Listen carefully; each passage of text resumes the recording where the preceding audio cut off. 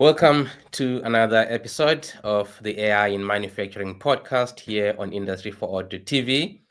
I'm your host, Kudzai Manditereza. Our discussion today will be centered around powering industrial AI and digital twins with knowledge graphs.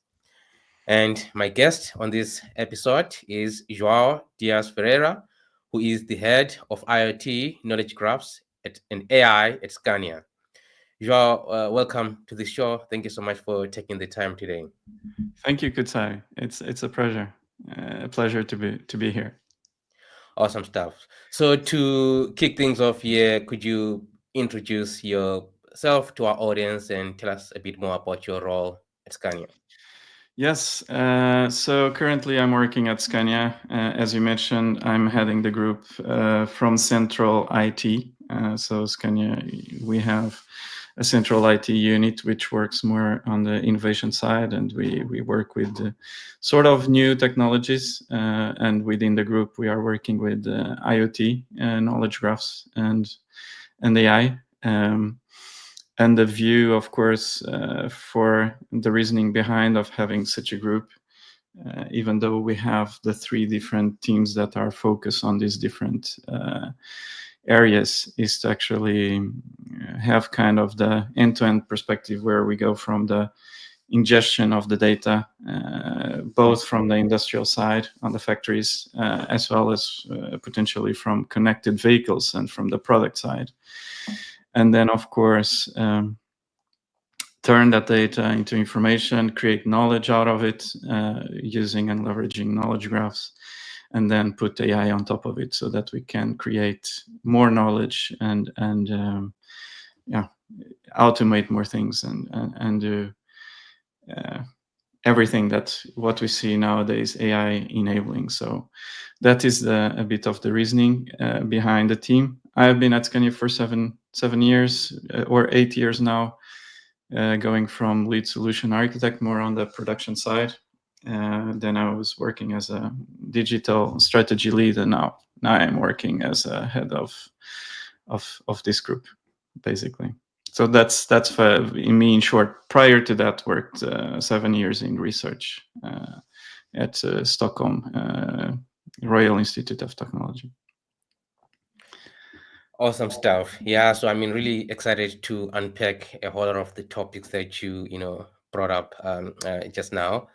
So to sort of set the stage here, let's talk about data management, right? Because it's a big part of what you really do at Scania. So I speak to a lot of IoT and AI vendors on this platform about the challenges around industrial data management, but it would be super interesting to hear your perspective as an end user on what to you are the core challenges in managing industrial data as you look to sort of adopt data-driven practices at scale.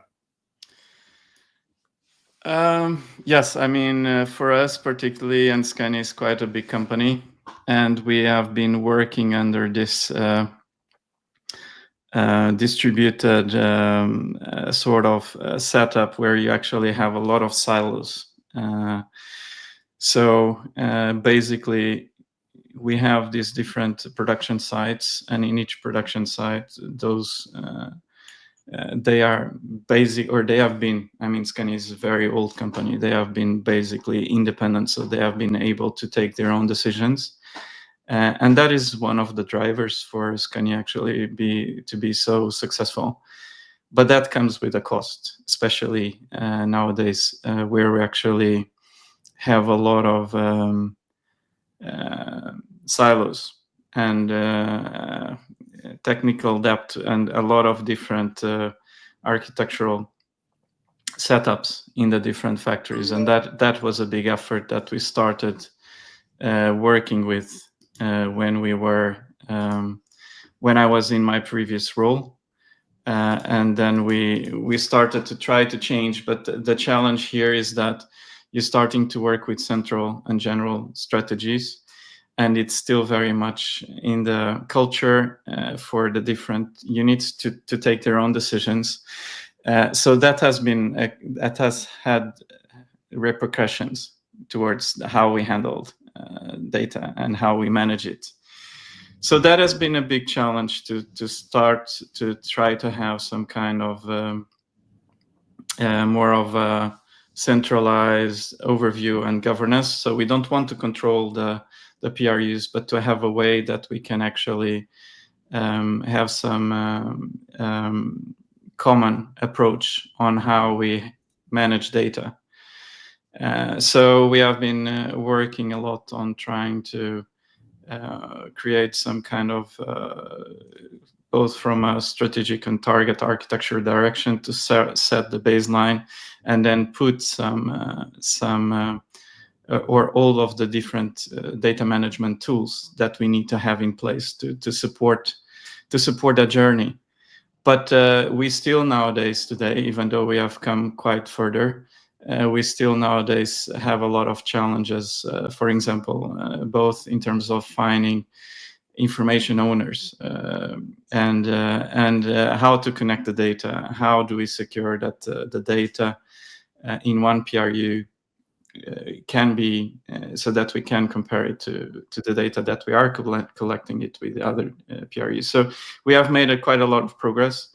We have put in place a number of different data management tools that we're trying to rely to support us in that journey.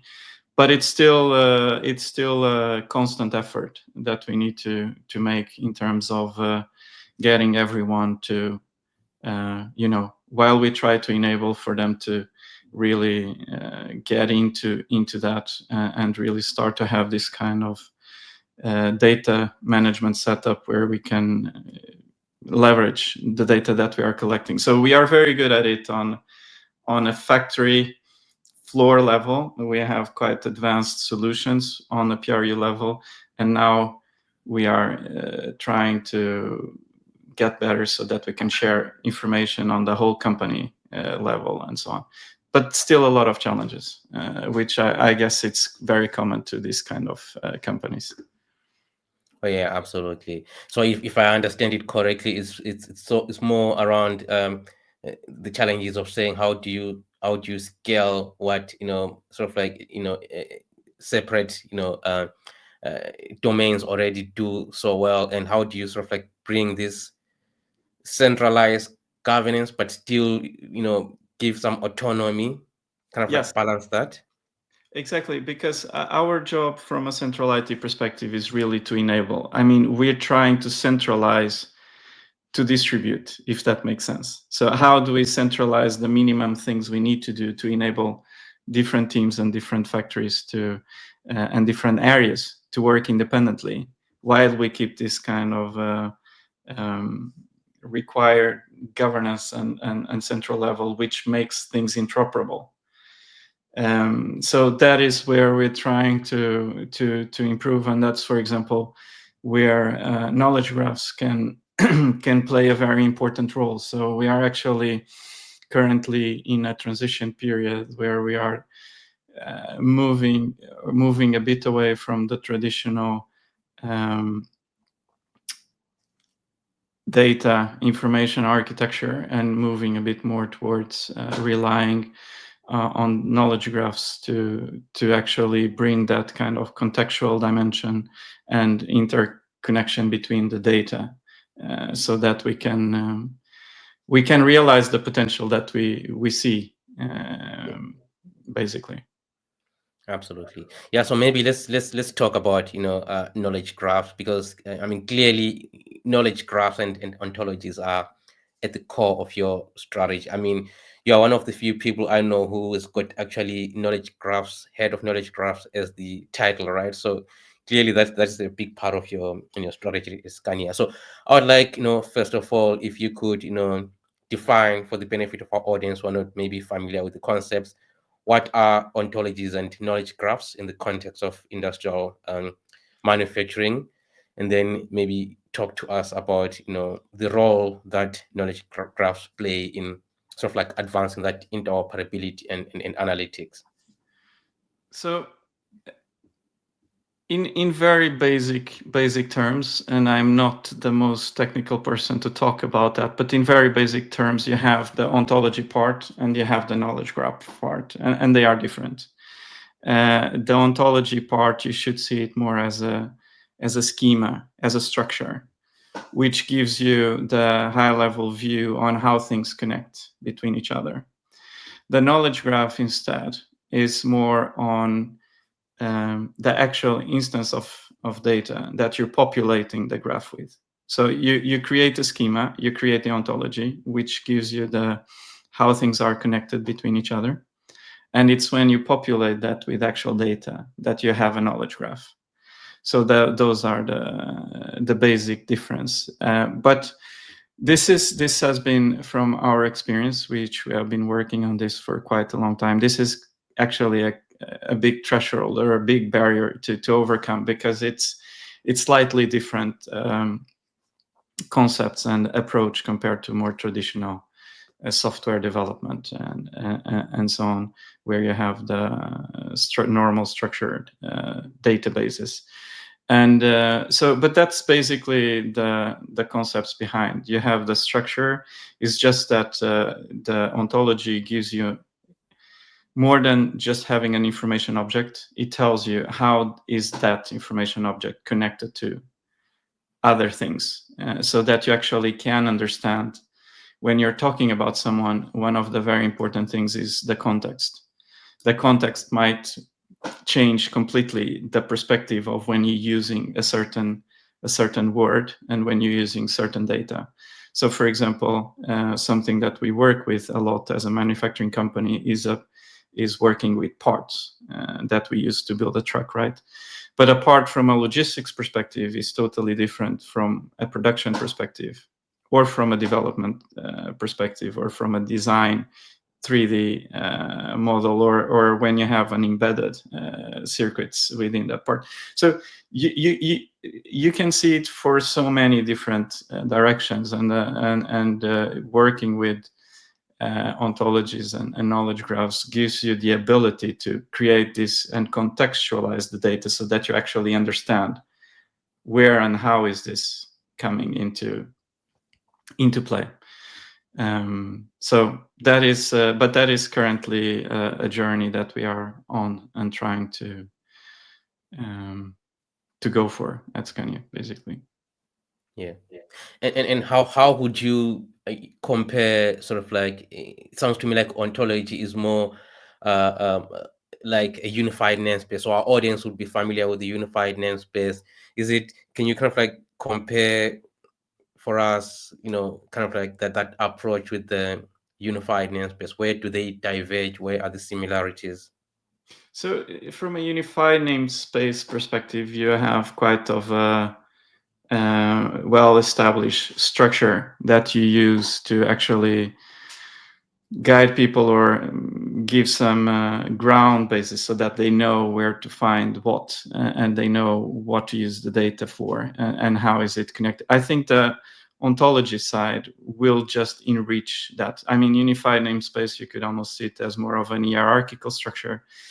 Actually, if you then enrich that hierarchical structure with all these different dimensions, so the different domains you know that you have in your company, and you actually start to bring a lot of these different perspectives, then you can do a lot more with the data. And also knowledge graphs allow you to connect all the data that you have, while the unified namespace may be more towards real-time data.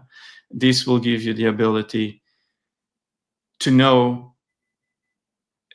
where to go to fetch the right data. Also, it enables you not to move the data around, because you don't want to replicate the data to create a big data lake or a big structure of data where you have everything. But if you have the unified namespace where you have the real-time data and you want to complement that data with more contextualized data around it, then this gives you the structure to know, okay, if I want to see this from this perspective, then I know where to go, and I know how to enrich that and contextualize that data to allow me to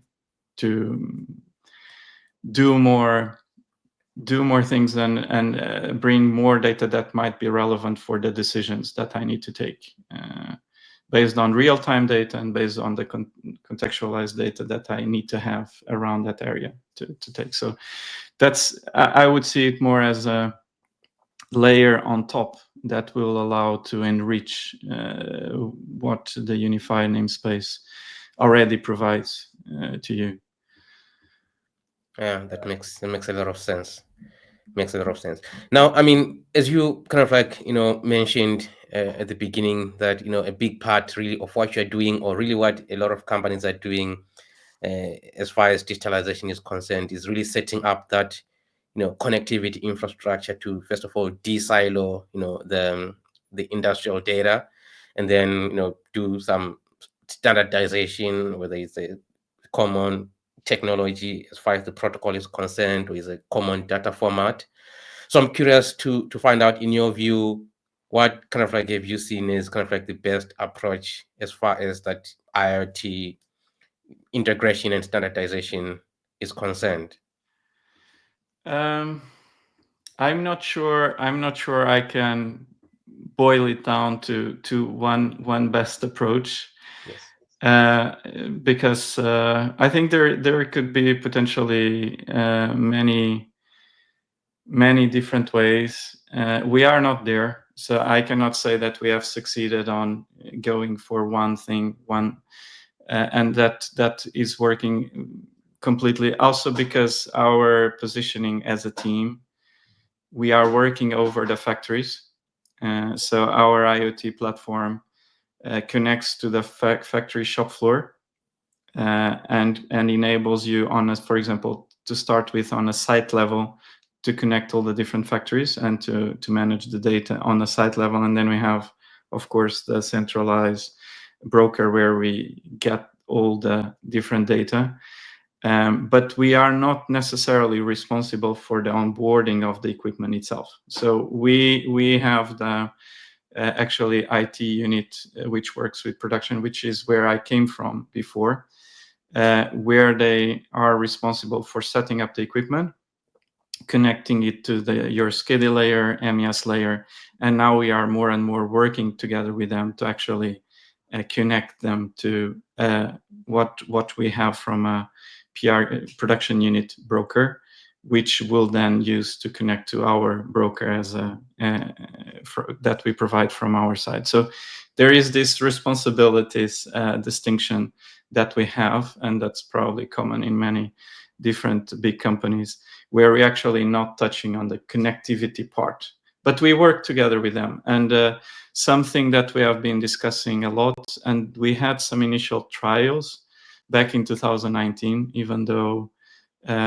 we haven't come so far, and for other reasons we had kind of restart that initiative, where we are looking on, for example, how to make the onboarding process of equipment, and how to leverage knowledge graphs to do that. So we haven't come to the point that we would like to.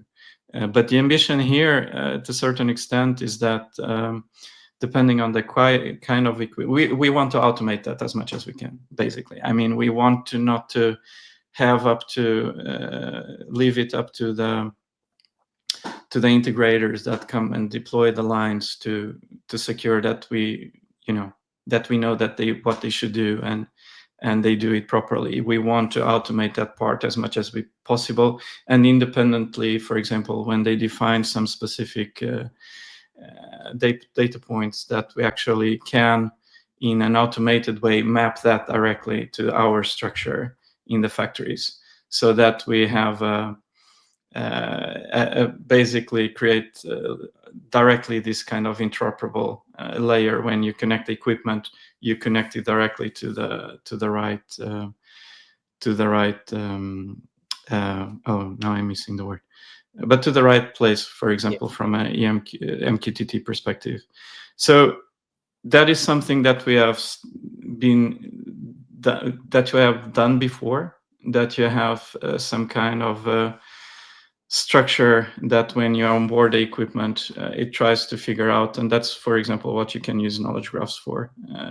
How do the mapping goes from the different sensors and data points from the equipment, and how to map that into the unified namespace so that the data goes directly to the right place, and then trying to automate that. So that is where we are trying to go, so that then we kind of enable to have this kind of standardized approach and a common way of dealing with this without depending on the people. And that needs to be a bit of the direction that we are trying to go. But we haven't come. We cannot say that we are done with it. It's something that we have been thinking a lot about. We have tried a few things before, but we still have a long journey in front of us to make that happen. I mean, what would you say are kind of like the biggest challenges or stumbling blocks as far as automating, that asset onboarding is concerned? Kind of what stands out to you? So we are not responsible for the deployment and the integration of the machines itself. We are responsible. We do take a lot, and we do develop most of the SCADA and MES layer. We are using a provider from an MES perspective, but we customize the solution quite much. And the SCADA layer, for most part, is developed in-house. But just purely from the fact that we are actually not the ones deploying the equipment and so on, then to secure that it goes smoothly from the integrators to the SCADA layer and so on, it's a big challenge. And when you especially need to rely on a lot of solutions that they provide, because I mean, we shouldn't try to redevelop everything if there is good solutions in this few areas, but to secure that this works in a good way, it's a big challenge, I would say. Even if we do it internally, since we have so many factories across the world, to have a common approach on how to do it, it's still a challenge for us internally, let alone if we rely on different providers. Another challenge is that due to our geographical position of some of the production, for example, I can say that body in white that we have in Sweden, which is almost fully automated, looks quite different from the factory that we have from body in white in Brazil. So there is a lot of differences there. It's not that we can just take one solution and one way of doing it and just natively move it to other factory and that it works. So we have all those challenges, I would say. Yeah, I mean, what's your view on data modeling standards like OPCUA, or there's also asset administration shell that because I know there's some companies that ask of their vendors to sort of like standardize on, say, OPCUA, companion specifications, information models, and some manufacturing companies feel that it's too restrictive for them. They want to be able to define things how best they know it works for them. What's your view on that? We actually do try to comply with a certain number of options, I would say. Okay. So I wouldn't say that it's just, for example, OPCUA, but there is a number of options that we support depending on what kind of data. But we did used to have some kind of guidelines that we would try to get the providers of the equipment to comply with, because if not for anything else, from the fact that our SCADA layer would have certain requirements that we would have to comply with. That's more on the technical level. And I would say on a technical level, there is some kind of restrictions or guidelines that we should try to a certain extent comply with. We have never been maybe as strong on the data modeling or information modeling side. There has been a bit more open. I mean, at least to certain extent, and I think that the trick, even in that part, will be automation. Yeah. Because I mean, I have worked in that area for 5-6 years, and the traditional way of doing information architecture and working with this, it's not ideal. And we do a lot of models, we do a lot of things. Traditionally, we have a lot of these models that we create. And if things work, and if you have a really good way of working, they can be very useful.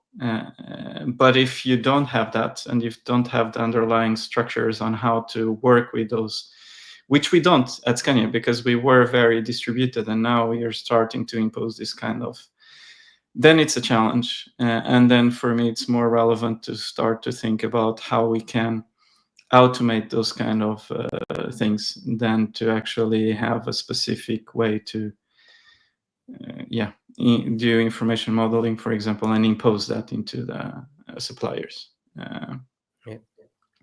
So yeah, if of course, if you can make your life easier and things work very well, you could try, but I would say it's very restrictive, and it will give you a lot of limitations. And from my experience, a lot of the suppliers are traditionally, on the manufacturing sense, are quite behind technically. I remember that in 2018, I was having some discussions with a number of suppliers. We were talking about REST APIs, which was not a new thing even back to 2018, and they have never heard about what that was. Oh wow. For example. So that is a bit a challenge as well. Oh yeah, absolutely. So I mean, speaking about modeling, the other issue that I want to talk to you about is semantic modeling. So I mean, manufacturing digitalization as a whole, or digital transformation, whatever you want to call it, really at the end of the day is about accelerating that time to insight, or time to action, right? So that's why we talk about, at least when you talk about from a unified namespace, this idea of a single source of truth for all your data, so that you allow your organization to be able to derive value from the data at scale. However, a big part of enabling that seamless data to insight is how well organized is the data within that single source of truth, to facilitate things like querying, building some visual aspect of it, or just understanding the data. So can you kind of like talk to us about how best, maybe from a knowledge graph standpoint, or in general, what's the best approach of really adding semantics to your data, that semantic modeling aspect of it? To add or to manage it? To manage the semantics. So for example, we actually have developed internally a solution that we have, which we call it Saragraph, and it's open source. But what does that solution enable us is actually to create, and this is more of an ETL, data orchestration solution. It's not only specific for knowledge graphs, you can use it for standard data, but it relies on knowledge graphs on how you connect data. For example, if you have different sources of information that you know where they are, you know what data you need, and you need to pull data from two or three different sources, and you need to transform it. And out of that transformation, it will allow you to go to a fourth data source to fetch more data that we require. This is a tool that allows to do this kind of orchestration. So it can be of as complex of a flow or that you might have. It could be 50 nodes and different steps within those nodes. And what does that enable you to do is that you can create those kind of that kind of graph that tells you how and how can you fetch that data, and that enables you to keep the data where it is at the source when you need it, you actually run that. It virtualizes the data. You use the data for what you need to be used it for at that moment. And then basically you do what you need. And then the data, once that is over, the data would have not been moved, because you're actually working with virtualized data, which once it's over, it's just gone. And then you're not creating second sources for the same kind of data. So this allows you, and this is what we're trying the reason why, one of the reasons why we developed it, is that this allows us to, in a central way, manage how people work with the data and try from a strategic direction to go in this direction, while the tool is self-service. So they can do, and they can set that up, those flows themselves. So that's one dimension of it, where you can then start to bring the data you need and process the data the way you need to be, in order to be consumed to do your decisions and so on. The other dimension is to start to actually map and connect all the data that we have at Scania. And now with AI, not only that doesn't refer only to documents, but then how do we, connect the knowledge that people create in documents, but then we connect it even further with all the different data sources. And that is something that we are looking on to leverage knowledge graphs and AI actually to create this kind of knowledge layer that, for example, on top of the unified namespace, will allow you to have both this kind of general knowledge overview of the company, while you have the real-time perspective of what is happening. And that will be extremely powerful for you to both in the future automate whatever is it that and decision makings that you need to do, and automate the different processes. But while we are not there, to really empower people to really take understand and take the right decisions. So there is these two dimensions, but we're really moving and pushing in this direction. And this tool is a way that allows you to connect these different data sources and leverage the knowledge that you have. But of course, it requires you to create that kind of graph that you need to rely on to make those connections. Awesome stuff. So yeah, now I want us to jump into the topic of digital twins and AI in general. So I mean, we see a lot of companies really wanting to adopt these key, technologies, but there's still that, sort of like lack of understanding for lack of a better word on exactly what is the best kind of like data management approach to enable these technologies at scale, right? So can you kind of like talk to us about what would be the key benefits of using knowledge graphs as infrastructure for digital twins and industrial AI? I think there is a lot of different dimensions, right? I mean, if you actually use ontologies and so on, first of all, that's kind of machine understandable.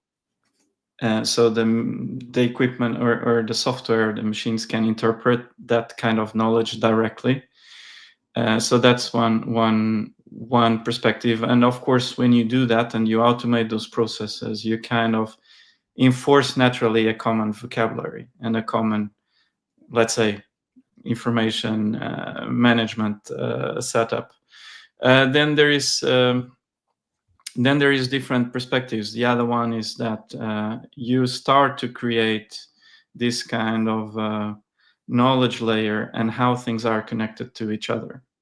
For example, even within one equipment or one robot, which can be extremely complex or simple, how this movement of one axis affects the other. I mean, this might be a stupid comparison, but if you have an extremely complex equipment, how are the different components? How are the different parts connected to each other? And the knowledge graph allows you to create that picture. On top of that, a very positive property of the graphs approach is that you can always build on top of it and extend it when you're going for a more traditional database approach, you design your solution based on what you expect it to be and based on what you know. If at some point in time during that development you need to change the approach, it will require a completely redesign of the solution to accommodate more things that you didn't foresee in the beginning. What this approach of having knowledge graphs is that is not required. You purely extend the graph with the new dimension that you need to have or the new equipment that you want to add to it. I mean, so that's a very powerful thing that because in the end you could claim, why should I use knowledge graphs? The technology in itself might be different, and therefore there is a complexity in that. And if you're going to use it for one specific case, it might not make much sense. But if you actually want to connect all your factory, one equipment, and then connect the whole factory, and then all the factories, and connect it to the knowledge that you have in the company, then this is what the power of having this approach gives you, is that you can always extend the graph to encompass more dimensions and more perspectives without having to work too much in changing the whole solution. So you can go from equipment, then to processes on the line, then to the whole factory, then to the whole company, basically, and connect all the knowledge. And you could look at it from different perspectives and dimensions depending on what part of the graph are you looking for. So I would say that is probably the biggest advantage. Yeah, I mean, so when it comes to like AI, kind of like to make it more concrete for our listeners here, do you perhaps have examples of like the high impact industrial AI use cases that would be enabled or well enabled by knowledge graphs? Yes, I mean, the way we see is that we see the knowledge graph as a base layer for AI to operate with. I mean, we are not natively gonna train or fine tune or train our models, right? I mean, we want to leverage foundational models that we see out there. And then then it's more and more important to have the right data from the company side to actually feed it into the models, fine tune it if you need, and really provide the right data for you to leverage AI applied to your company information and that you get the right output. So we see really knowledge graphs as a key underlying structure that AI will operate on top. And connected to this kind of knowledge base layer that we are looking for example, if within that you contain all the different processes, and that could be both from the administrative processes, but also even on connected to factory and so on.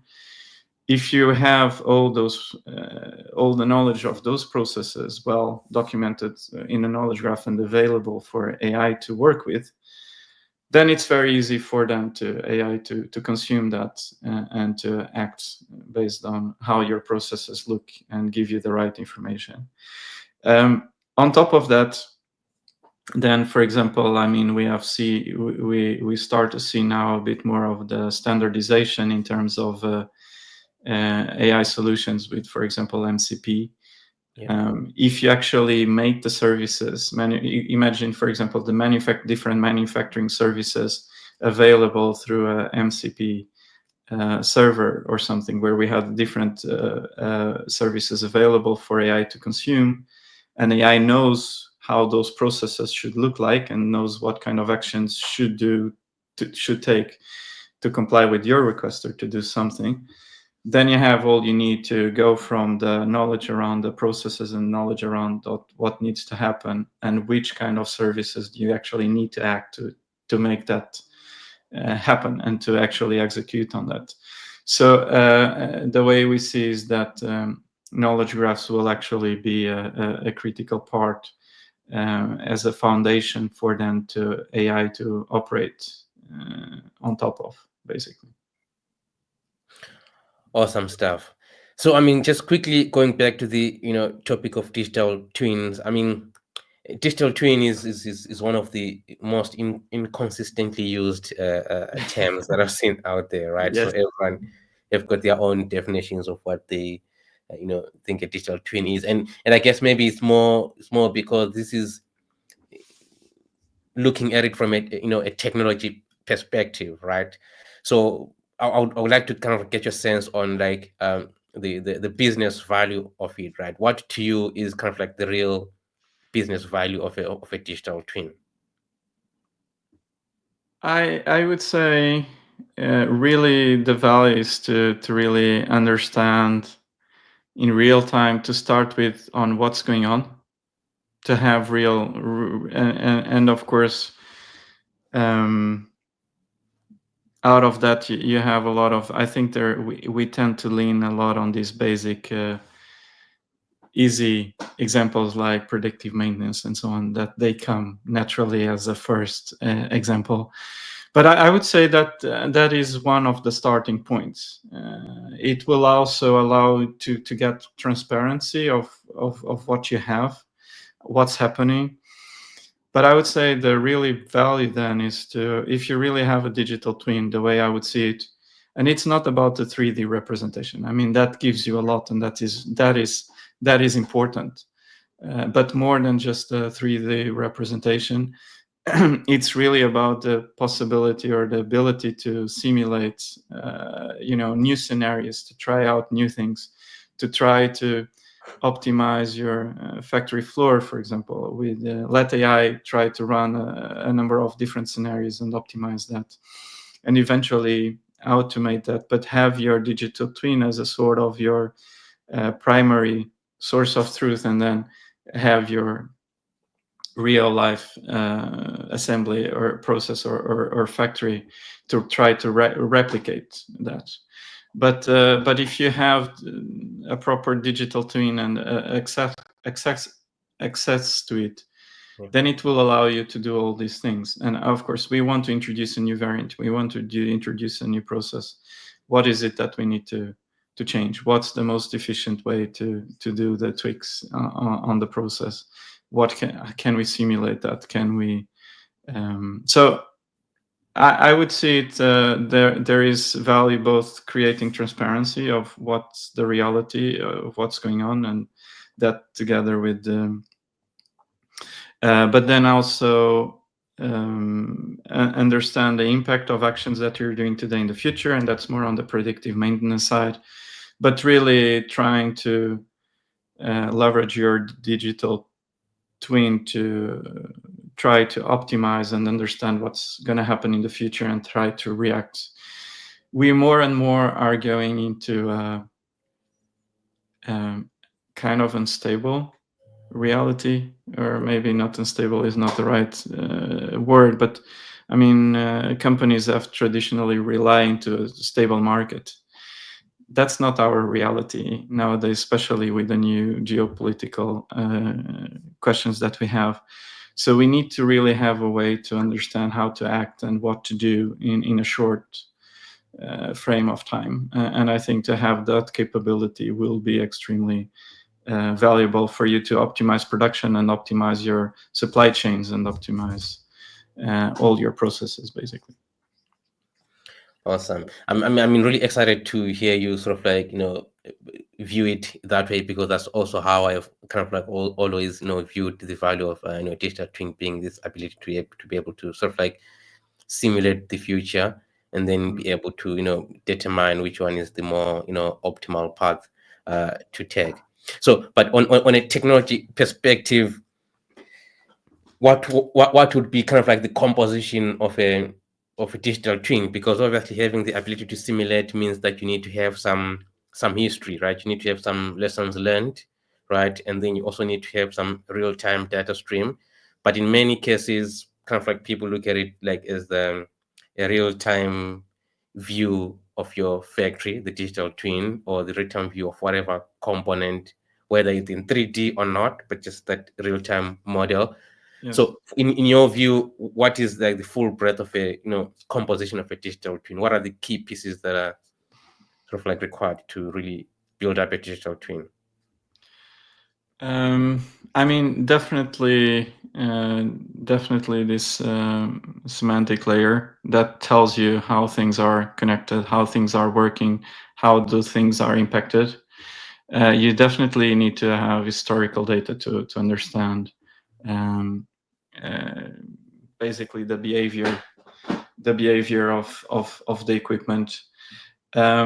I think that I was working with this when I was working with my from a research perspective, and there we were actually using the actual control solution which we were using multi-agent systems at that time to actually simulate the equipment. So we could either couple it with the equipment and then act on the equipment itself, or decoupling it and do the simulation separately.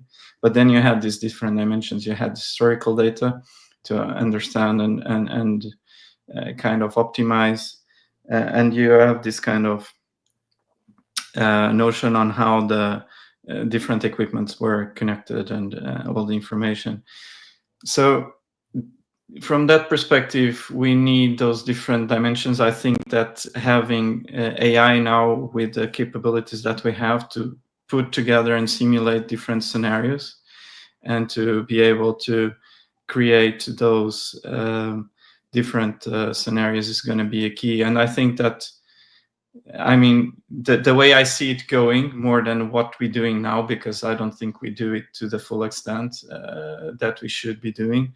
But the way I see it going is that once you have the historical data, once you have the kind of the semantic layer, which tells you, or the knowledge graph, which tells you how things are connected, and once you have the AI capabilities and the ability to create this kind of multi-agent layer where you actually act on the different services that you have to understand how they respond and simulate, that will be a key for you to understand, as long as you can replicate the behavior of the equipment while you're not actually taking an action on the shop floor, but you can more or less replicate what would be the consequences and how does that propagate from a system perspective. That would allow you to simulate. But those are the key things that I would say that we need. So we need to have some kind of simulator of what the equipment does that allows you to connect to it, historical data, semantic layer, and AI to create the scenarios and to run that and create a multi-agent solution that works with it. That's how I see it happening moving forward. Right now, I don't think we have the right tools to actually do that unless you rely on a supplier that has developed a full solution that supports that. At least that's what I would see. Yeah, that's interesting. So maybe kind of like just to linger on this, idea of multi-agent. So obviously, kind of like as you mentioned, we've got rapid, pace of development as far as foundational models are concerned, or agentic AI and things like that.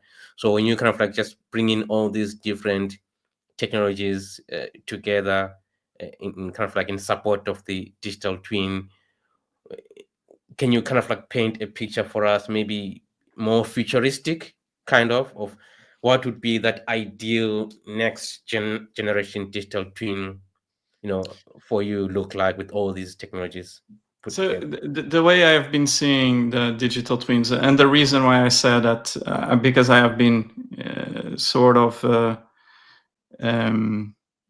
very focused in these areas. So I don't actually, I would assume that there are suppliers out there that provide solutions from that perspective to specifically developed on that. But the way I see digital twin right now is a very passive entity, or whatever you should call it.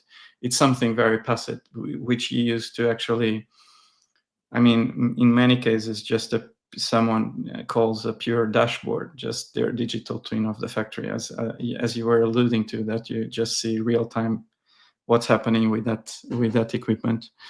When you start to bring this contextual information and semantic layer, then you start to have more connections. And when you start to having this kind of capability to actually simulate the environment, that's one more dimension that allows you to create this kind of more futuristic view of what's going to happen through your digital twin, right?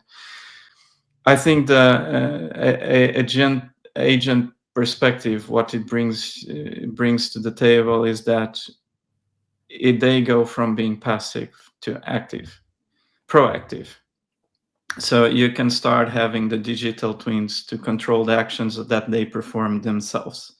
And you could have a factory with controlled by multi-agent systems that the factory itself is constantly looking at ways to improve itself, to reorganize itself, to take those actions, not only from what we try to see as or foresee that are improvements that we need to make, but that the factory becomes its own sort of entity that will try to optimize itself in an autonomous way.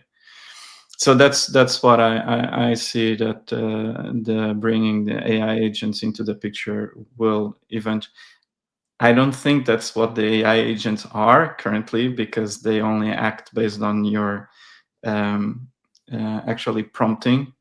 But actually, you start to see more and more solutions where you start to have this kind of proactiveness into the multi-agent approaches. And when you have that, you go from being just reactive to actually both being reactive to actually be able to take actions by or the equipment or the digital twin would become an agent, and the agent by itself would take both reactive actions and proactive actions, and that's what will bring it to the next level. That's what I would say. Awesome stuff. Awesome. Yeah, to kind of like conclude this discussion, this fascinating discussion. By the way, I would like to I mean, clearly you do a lot of custom work at Scania from what I gathered from this discussion, right? And I want to sort of get your sense on, maybe as an advice to industrial software vendors, in your experience, what are the key things that the industry needs as far as enabling data management is concerned, that are missing, that you could put out there as an advice for software vendors to look at bringing to the market? Yeah. So then again, we do that. I would say we are not optimal in terms of the way we do it. I think that in some cases we could leverage and we should leverage standard solutions, but I think it's about understanding where you have this or where you gain competitive advantage compared to other companies. What we're really looking for very much, and I think you have the trend that providers, suppliers from a software perspective and so on, they try to have this kind of vertical approach where they try to control everything and give you a closed solution, and that's not really what we are looking for. We're really trying to understand what are the different and critical building blocks that we need to bring into the picture so that we can create this perspective while we maintain control over this knowledge layer and data. That will be more and more crucial for companies in the future, particularly in this new era of AI. So for us, it's very much a key to be able to integrate, to leverage the functionality that the providers bring to the table, but to still keep control and still keep the ownership of the data and have access to it on our side.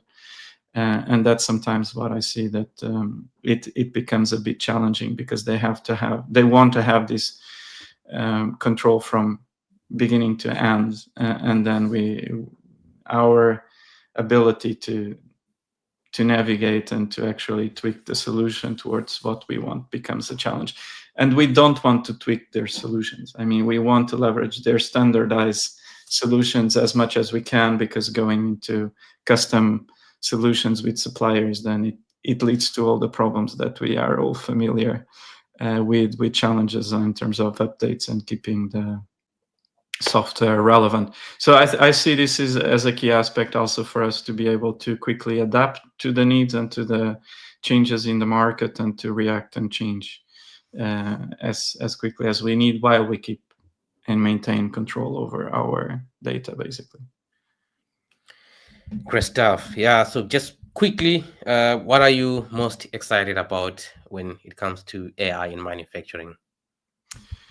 I'm a bit biased due to my research background in the multi-agent area, but multi-agent AI solutions, yes, I think that will be the future. That will take control. We are actually trying to push now to start looking at including MCP servers in the services that we are creating, so that we can start automating all these kind of processes and see where it goes. I don't think it will be 100% or very quick on going down to the production, but I think that continuously pushing and driving this change will have an impact eventually. So that's really what I'm looking for. Awesome stuff. I must really commend you for being really at the cutting edge of technology. So I speak to a lot of manufacturers. There's not that many out there who are actually really playing, experimenting with this technology and really looking at adopting it. So really recommend you for that. Anyway, with that, João, thank you so much for taking the time to join us today. I really appreciate it. Thank you for having me.